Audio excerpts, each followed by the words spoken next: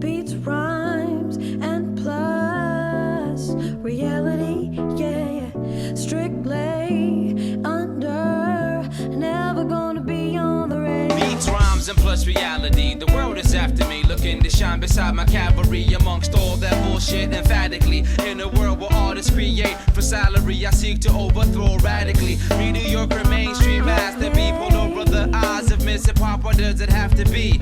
I won't turn a cheek, instead I fight back automatically. No computers capable of calculating cures to the comical, the kind of casualties come after me. If you dare to test your luck, then by the sudden force of thunder you get struck. My lyric surgery, then they rush. A pack of wild dogs in the rough. You're steady trying too much, but don't even have enough to touch a bluff of the underground stuff that Parker spits up. You never seen the likes of any such MCs looking to decapitate the professors of the tough.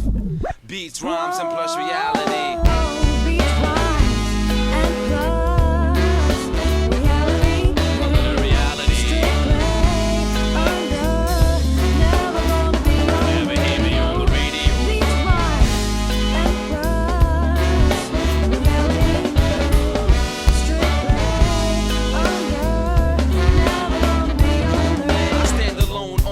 Surrounded by many weak eyes, the level of arachnophobia lets me see lies and be prized. The number one fear on earth in a poll given by weak minds. Try and see my skill on the microphone and be fried. You get 3 tries, stand tall but only knee high. You fucks with me, try and be tied to platinum records on your ankles, tossed off by the seaside.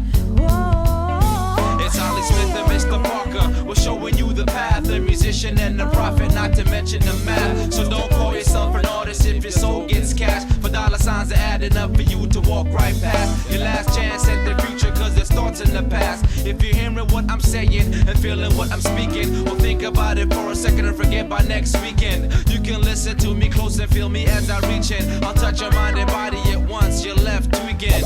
With what? Beats, rhymes, and plus reality.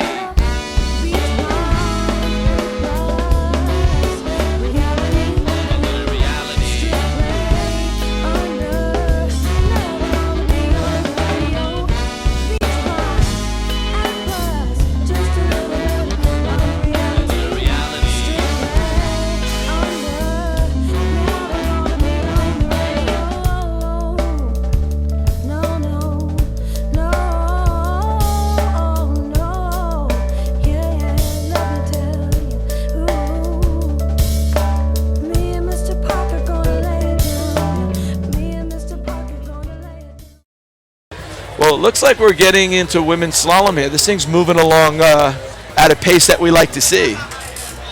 We got April Coble, Ella, down there doing her thing.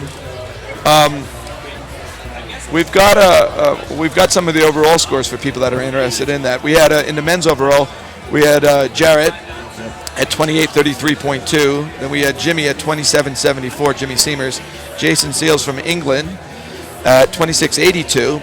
Olivier was at 26:77. Ryan Green at 25:32. Felipe Miranda was at 24:79, and Rodrigo Miranda was at 21:14. Those are some pretty big scores. Yeah, they are. That Swiss ski school, the conditions there are just as good as it gets. Yeah, absolutely. And in the women's overall, Clementine was at 29:85. Alex was at 27:39. Daniel Bennett was at 25:56, and then Angela was at 24:47. So that's a pretty tight competition in the overall. But not only the overall, but also making it into the finals of the U.S. Open. No question. I mean, you gotta like to see those high scores because that means those athletes are pushing it. And when you see high scores, the competition level is just getting better and better all the time. Well, we got Will down there with a guy from far, far, far away, Alexei. You're going to be impressed with this one because I can say his name. This is Alexei Janasek. There you go. Alexei Janasek. Alexei, how'd it go? I believe you got some good news. It went through very well for me, and I'm really excited that I won because it was a really stressful week for me. It was my school because I was late and I was sick, and it just I'm so excited because I actually did what I wanted to do all this summer. I was planning to go US Open. I'm excited to be here, and I won. That's awesome. That is awesome. Presumably this is not your first visit to the US Open, though. It's not, but actually it's my first visit at the night US Open. I missed last year, unfortunately. I was here 2 years ago, and I won 2 years ago too, so I missed. So this is getting a habit for you, Alexi, huh? I hope. Better be. Well, I'm very happy for you. Is this your only event tonight, Trick? Yeah, that's my only event. So you can go and relax now, knowing that you've done your best and you've gone out there. And well, congratulations, Alexi. Thank you for coming and say hello to us. Yeah, thank you. No worries. You want to stay here? Or you want him to take over? You can take over. It's fine. How are we looking out there, Mike? What have we got lined up? Well, it's looking like it's unofficial right here, but it looks like we got Mandy in first place. So we have a new U.S. Open champion, Mandy Nightingale. She's going to be happy with that. Angela in second with 74, and I think Alex, who wasn't the happiest girl, might be a little happier. So because she's it looks coming like she might be in third spot now. She smiled her way through it then, Mike, huh? I'm telling you, Clem had a little trouble there on her first trick, and she looked really good on her toe pass. But, you know, it's a little bumpy. It's nighttime. It's the U.S. Open. It's this is where the nerves could kick in and get you. It is the US Open. In fact, it's probably a good time, Mike, to remind everybody that this is, in fact, the 20th anniversary of the US Open. It is, in fact, sponsored by Mastercraft tonight. We have some other sponsors that we'd like to thank. Inmar Marine Engines, OJ Props, HO Sports, Connolly, Marceline, Perfect Pass, Radar Skis, USA Water Ski, Surf Expo, and, of course, Water Ski Magazine, who's sure covering the event tonight. That's a pretty good lineup there, Mike, and they've got to be happy with the way tonight's going. Yeah, when you look around at this crowd, I mean, downtown Disney, the place is hopping. Everyone's having a good time. Yes, they are. And we're getting ready for women's slalom. Now this is something that, I mean, like these guys, it's fast, let alone shutting the lights off. It's bumpy, it's fast. April's out, she's a big player, and she's got a bunch of big ones behind her. But, you know. April's out first, Mike. Yeah, April's out first, then we got Emma Shears, then we got Karen Trulop, and then we got Natalie Hamrick-Holt. Do we have any favorites? You want to know something? This is the equalizer here. You never know what's going to happen. Right. I mean, every one of these guys, the skill level is so close. So it's who's got their A game on, and also it could be a little luck involved. I got Trent Finlinson up here with me, who happens to be a pro slalom skier who had a little bad luck and didn't make the cut. And I mean, you know better than anybody, you know, dealing with bumpy water. I mean, you really can't call, is there a favorite? I mean, I know that, you know, like Natalie is someone who's really fun to watch, but she, you know, she had a little trouble at the World Championship, so maybe, you know, that kicked her back into overdrive, and she's going to come here and show the girls. She's top seed. Yep. So, you know, but then you got April. I mean, how much experience is that? Emma Shears, who could fight with the best of them out there. Yeah, exactly. So, you know, it's going to take a lot of, you know, someone with a lot of strength today. And like you said, any of these girls really could, you know, come away with the title. But, you know, someone like Emma, someone like Karen, you know, stronger girls, girls that are, you know, with a little less movement on their skis. You know, it's one of those girls that you might want to, if you had to pick a favorite, it might be one of those girls. How do you train for this? Man, you know, to specifically train for something like this, you really can't do it. Really, you just rely on, you know, these girls have, you know, all of them have 10, 12, 15 years experience. You know, all you can do is draw on past events, you know, just to try and mellow yourself out and keep your head focused, because, you know, you can't go out and train in something like this. You know, you're not gonna. What are you gonna do? Most smart people won't. Yeah, I mean, you can't. You're not gonna go out and rent lights and you know, and ski in front of a brick wall somewhere. You know, it's just not accessible to most people. So what you're saying is they have to rely on the thousands of hours that they've put in, and hopefully that muscle memory's there. So if a bump does show up, you know, you got your ski out where you're supposed to be, and you're not running it too late. But that depth perception comes in. I mean, you got two little red dots that you got to go through. You pull out, yeah, you know, there's a boat and there's some reference points, but it's time to go. You know, that muscle memory is really going to kick in. Yeah, you know, it's going to be the person who can shut out the lights and shut out the darkness and shut out the rollers and just stick to what they've been doing their whole lives. It's a person that's going to make it look not rough out there. That's going to win. Have you ever skied this when it's this dark? I have actually. Yeah, I've where I ski up in Utopia up with Sunny Berry. We did a night session this year. The INT has a night slalom coming up at the end of the year, and I had planned on making this final, so we thought it might be good practice. So yeah, we lit the buoys and had a go out there, and it's Sunny Berry. I know that name. How do I know that name? I'm afraid to ask how you might know that name, but I'm not gonna go there. But no, it changes everything. Buoys are coming at you a lot faster than they typically would. So this is going to be interesting. This is I'm psyched. This is going to be awesome. When you look at, we have the four best women slalomers in the world right now. So it's going to be awesome. It's going to be interesting to see with the first girl going out. I'm sure Natalie's going to be keeping a good eye on things to see what goes on. Is there a strategy? I mean, would you start longer? Would you start shorter? Or do you think most of the girls are going to start at 28 off? Yeah, I think the girls are all going to start at 28 off. No one will start longer, I'm sure, and I'm pretty sure no one will start shorter. And what about up and up? Would you? I mean, depending on if you see that if you see it lighter, if I can get a better start because I can see more at that end. Yeah, I mean, what we remember from this place last year was you're going to notice that on the far end on 4-ball, going down on that first pass, that's where the rough water really is. So if people are having trouble getting a start on the way back, that might change things. Right. April coming out first, she's not going to have much of a game plan other than to just, hope that she's got the best of the conditions and really try and lay it out there. Would that strategy work? I mean, obviously the boat's going to do a preliminary. It's going to do like a simulated pass. Yeah. But it's not going to bump up like about 10 or 15 passes. Right. So what do you think about going 28, 35? It's going to take a piece. You're going to have to get past 3-ball at 38. Yeah, for sure. The trouble with that is with April being the first skier, she doesn't have the advantage of sure, she's going to have better conditions, but she doesn't have the advantage of knowing, the gates at the far end are terrible. Yeah.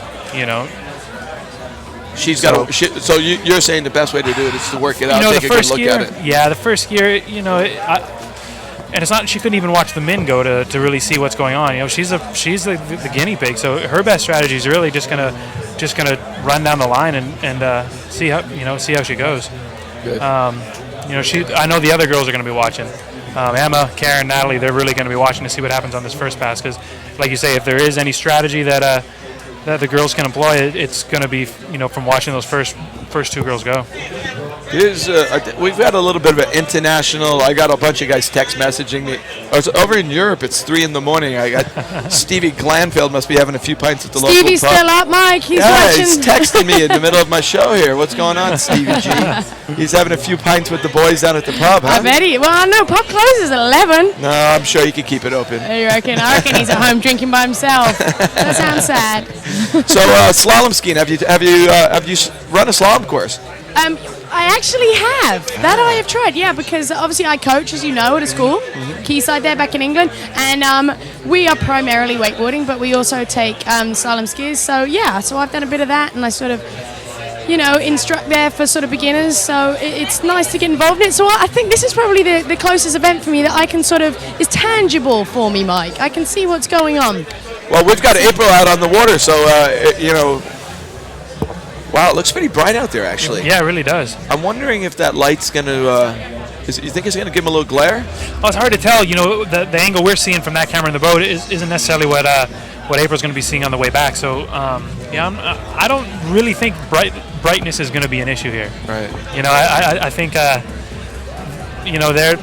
their water level view is probably going to be a little clearer than what we're seeing. Did you see, I don't know if you heard, but Scott and I were talking about the depth perception on as far as letting your ski go. So on a couple of the jumpers were putting the brakes on because they felt like they were coming up on the boat quick. But then when the ramp came up, they were drifting back on the boat or losing the boat or whatever. So on your gates here, that's another critical thing because, if you're slow, that seemed to be the problem last year. Guys wouldn't commit. They wouldn't release. They wouldn't come up. Yeah.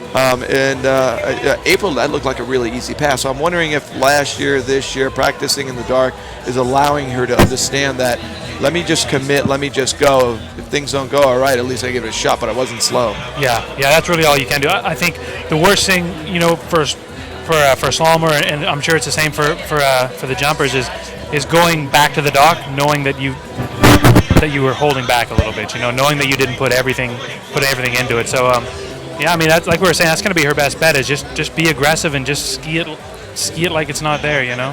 Just let it go. Yeah. Commit on your pull up. And that's. All right, I'm assuming this is 32 off. Yeah.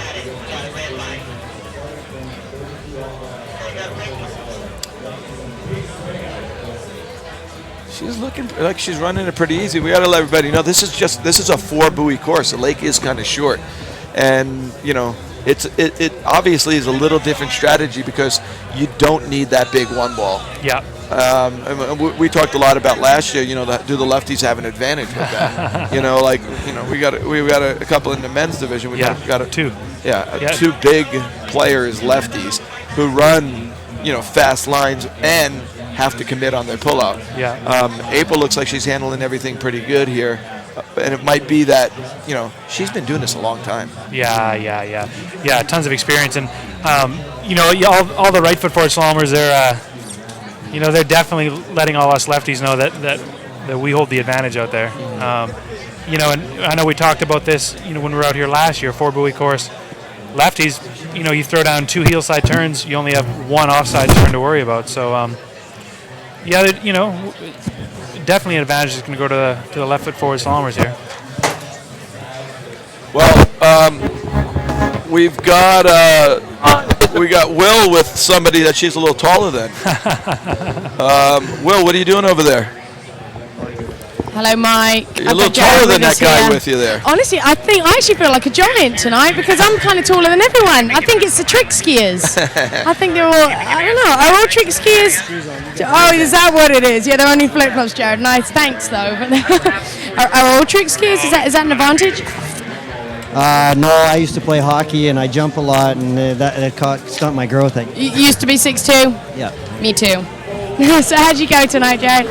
Went all right. I did my easy run, but when I came in, I was a little disappointed because the judges took a couple tricks at the end, and one I wasn't quite sure. I landed on top of the weight because it was dark, and that was true. But the other one, I'm fighting it, and I'm a little bit upset with the judges because if they understood how you do tricks and they watched it, there's no way that they could take that trick. Right, so we've definitely got to can they take it back? I mean, does stuff get changed here? Well, that's the thing is once they call it and the way the rules read, no matter if it's a mistake or not, unless there's a split decision and confusion, they can't review it. So I'm trying to say that, there was confusion on the 2 tricks and that they need to review it.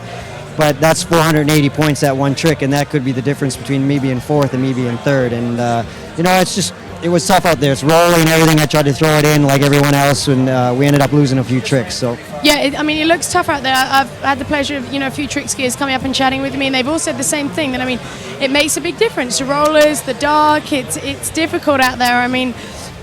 Is that making maybe the judge's decision that little bit more difficult? Well, I just went down and I watched a little bit, and it's really hard for them to see with it being dark. So when you put someone to an electric chair and you take a trick, you better be 100% sure. And that's what I'm talking about here is that, if they understood the tricks, they wouldn't take that trick. But that's the way tricks is. You win some, you lose some, and tonight, I'm on the downside. Well, I'm sorry to hear that, and I hope it works out for you. Will you be back next year, try again? Well, yeah, I'm fired up now. I'm going to go out and jump, so I got some fire going, so that might help my jumping anyway. Yeah, well, we'll be looking out for you, Jared. That's actually my favorite, but I'm looking forward to the men's jump tonight, so good luck. All right. A big 2 at 38. April. What? The first skier out, she just... That's big. That's got the girls watching That's right now. Really, really big. And she ran 35 pretty good. Yeah, she did. So that means you got to get a piece of 3. Yep. To get on the podium. Yep. Yeah, that's big, and she did it easy too. 35 was nothing for her. Yeah, really good. Hey, what about Jarrett? About his comments, what do you think? Well, that's awesome. That's what it's all about. He feels strongly that things weren't seen the way he felt them. Yep. And that's something that's that's something that's gone on in the trick ski event. and then he even walked down there to see, and he did say that it is tough to see down there. Yeah. But that's what the U.S. Open's all about. I mean, Yep. it's night. It's tough out there, and it's tough also. Imagine the drivers. I mean, they get outside the course, you can't see where you're at. Yeah. And these guys, they're trying to hold that thing within 6 inches. I mean, it's tough in slalom. It's tough in jump. Everyone's doing the best they can do, but we shut the light off. Yeah. There's no lights for these guys. Yeah. So, I mean, I feel for Jared. I know where he's coming from, but also the judges are doing the best they can do. Hopefully it will go in his favor. I mean, he looked pretty clean to me, and the difference of fourth and third is, Yeah, that's the podium. substantial. So here we go with Emma Shears from Australia. She just had a baby a year ago. Yeah. And she's just getting back into it. She blew her knee out. She had some trouble jumping. She's always been a really strong, aggressive slalom skier, and usually that does well in some of the tougher conditions. Pretty good, pretty good looking opener, 28. She was holding back a little bit, looking a little tentative, but she's just trying to stay on top of her ski and just sort of get a feel. Here's that pull-up we talked about, and she obviously didn't get to the spot she wanted to be. She was way back on the boat. Yeah, that's something she's really gonna have to change the next two passes if she's gonna catch up to April. And all these issues that we're watching inside the course are because she wouldn't commit on her pull-out. That's exactly right. So she's going to have to. I mean, she's aware of it with the years of experience she has.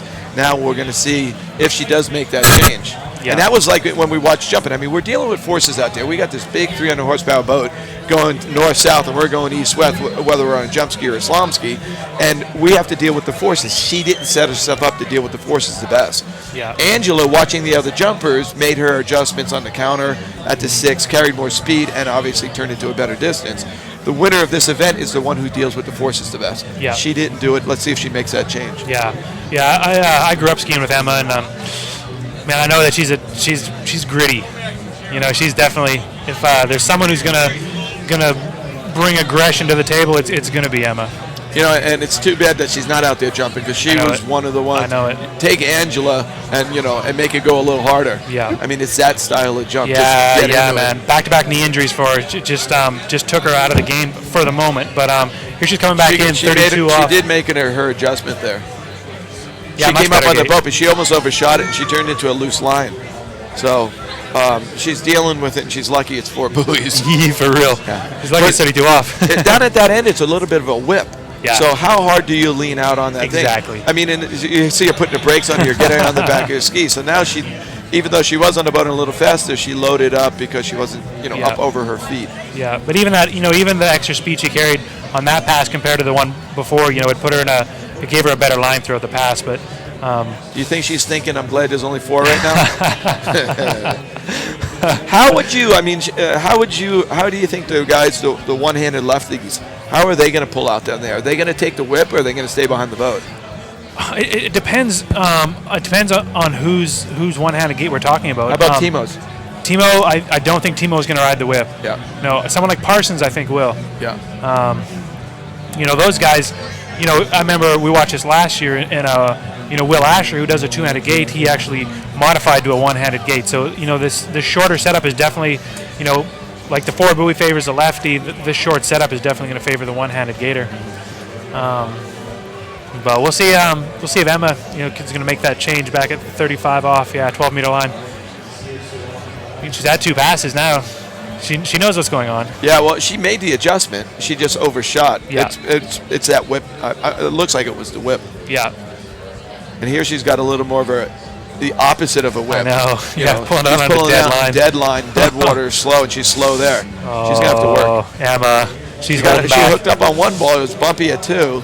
Come on, Emma. Emma. Lay this down. She's got to be patient here and pull it long the 4. Oh, yeah. That wasn't as pretty as I've seen her run. Oh, Emma. But she hooked it up on 1 ball. She got it Did deep. she what? She was deep out of 1. So here's that slow water she's pulling out Yeah. on. The boat's turning in on her pull out. Watch this hook up on 1. Straight line to 1 ball. Boom. Whack. That's And it was strength. bumpy there, but she was patient. Yeah. And she's had to be real patient here, and then she just got against it. Oh man. So 4 buoys is a good thing when you're pulling out like that. I think like right now she's just like she can't believe this is not feeling easier than what it's feeling right now because every pass has just gotten harder for her. Well, it's let me pull out on a slow line, let me pull out on a whip, let me pull out on a slow line, and what do I do on this whip at 38? Yeah. I know I got to get to 2, Yeah. And I know I need a piece of 3 if I'm going to get on the podium. So she's made she's had 3 different gates. You know, with her gait, Mike, she needs to ride the whip out. She needs to ride the whip out. A gentle lean on the line or give a release? No, she's got to ride the whip out, make sure she releases early. And, you know, I think that her 32, I don't really think she had too much speed. I just think that she felt fast and loose. Panicked. Yeah. She's got to ride the whip out, release early, and she has to stay high so she can turn. Well, we got those trick scores. We got Mandy at 75.80 and Angela at 74.30. So that was a tight finish to the women's streak event. Back to back for Mandy. Well done, Mandy. That looks a lot better there.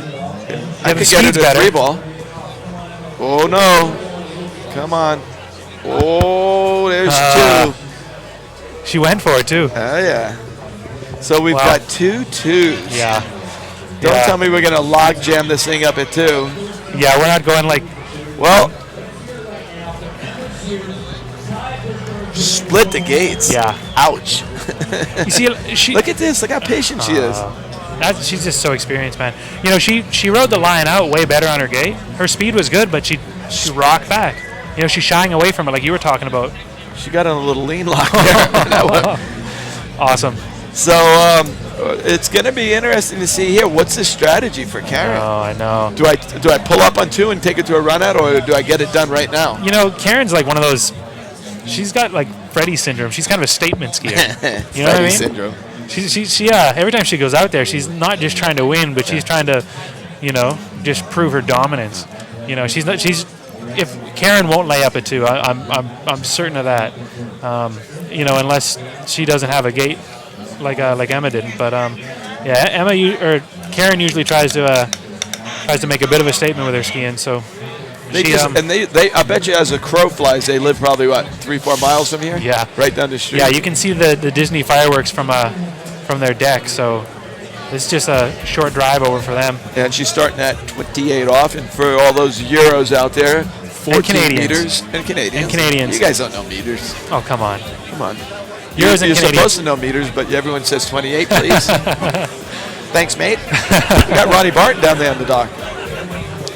Ronnie Barton Bischoff. All right. Karen. Okay. This looks like a different sight. Yeah, how much slower? That was awesome. Yeah. That's what I'm talking about. Years of experience. Wow, that looked really good. That was the best pass we've seen. Watch her gate here. See, compare that to Emma, how Emma was rocking back and shying away from the speed. Stayed patient. Yeah. Stayed up over her front foot. Yeah. That looked really good. You know, and it's funny, when you're running those lines, you're coming back in at the ball, so you don't see the ski jumping as much. Yeah.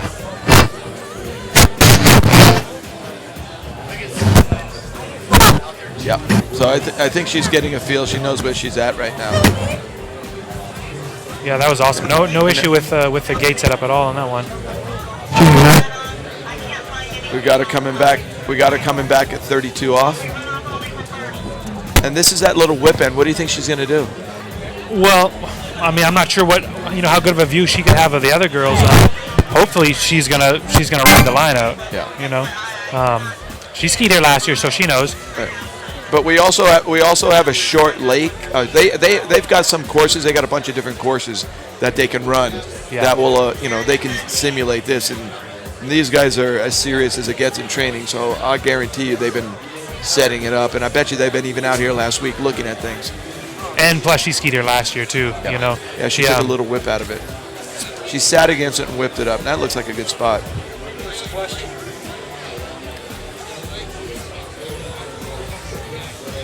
All right. Yeah, she's got it down. Yeah, she's getting too easy. it worked out. Too easy. Hey, Will, it looks like you tracked down the living legend Andy Mapple, and were you able to pull out that thing he had under his arm? He was running around there, but I've managed to track him down, and he's going to talk to me here. He's gotten rid of the thing he had under his arm, but he's promised he's going to go fetch it and come back and show me what it was.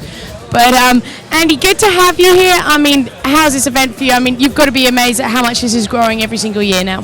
I think this is awesome. I think this is truly what we need to do with the sport, because during the day, everybody wants to be out on the water, out riding or skiing anyway. So to be able to put this at Disney at night in an area this is where all the nightlife is, we get to bring the sport to the people. So I mean, people can come sit at the restaurant, have a nice dinner, watch the best skiers in the world. But, this to me is what it's all about. We're taking the sport to the people as opposed to asking somebody to come 30, 40 minutes outside of town, some small lake somewhere, and taking their time. We're bringing it to them, and it shows by how many people are having fun here. That's what I was just about to say. I mean, I completely agree with you. I'm amazed at the crowds that are here. I mean, it's hard to explain to everybody, but I mean, the whole bank is basically full of people watching this event. And I mean, it seems like that it's growing all the time. I think more and more people are still coming in. I think there's a lot of people excited to see the jump tonight.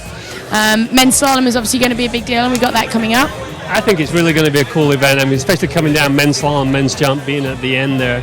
But it's just, for an athlete to be able to come in and come off the dock and see all the people and the lights and everything, this is for our sport, for an athlete, it's the closest they get to coming out through that tunnel into a stadium, just like some big team sports. And you know what? Getting here, that's what it's all about. They should just enjoy it all tonight, and where the chips fall, they fall. We're talking about rock star status basically here at the US Open, aren't we, Andy? They are. I mean, that's what it is. You got lights, you got people, you got action. Excellent. And I mean, presumably you feed off that. I mean, you've got a lot of experience as a competitive skier. I mean, that's got to pump up the adrenaline, get you going, make you want to just win even more. It does. I mean, I talked to some of the skiers, earlier, and they can't wait to get out there. And that's a good feeling, because sometimes at tournaments, I've been there where I don't want to go out there, to what that is. But to want to get out there, you're not going to leave anything on the dock. Hopefully they're going to leave everything out there and enjoy the crowd. Enjoy the people who have come here to watch and are cheering. And, we've got some good commentators that are explaining to people who haven't seen skiing before or tournament skiing. So, everything's just kind of falling into place, and it's a 3-hour show. It's not going to take all night. It's some good action. It's fast. It's quick, and it's exciting. I agree. I'm having a good time. Now I'm going to have to send you off to go get that thing you were walking around with under your arm, because Mike wants to know where it is. Okay. Thanks, Andy. Well, we had a good pass at 35 there, but that 4-buoy course, good thing we didn't have 5 or 6. She still crushed it. Too easy. But this is it. Yeah, 38. I say she pulls up at 2. I don't know. That's a good gate. Come on, Karen. She's going to turn this. Oh, yeah. Go. Nice. Here's our leader. Yep. 3 buoys. Good 3 girl. 38. Awesome. That's where she wants to be on her setup. Yeah. I mean, that was it. And Yep. she wasn't real heavy out to 1 either. No, it looked really good. Yeah. So that's official. 3 buoys at 38 off. Our new leader. We've got 2 at 2, and we got Miss Natalie, who's going to come out and show them what it's all about.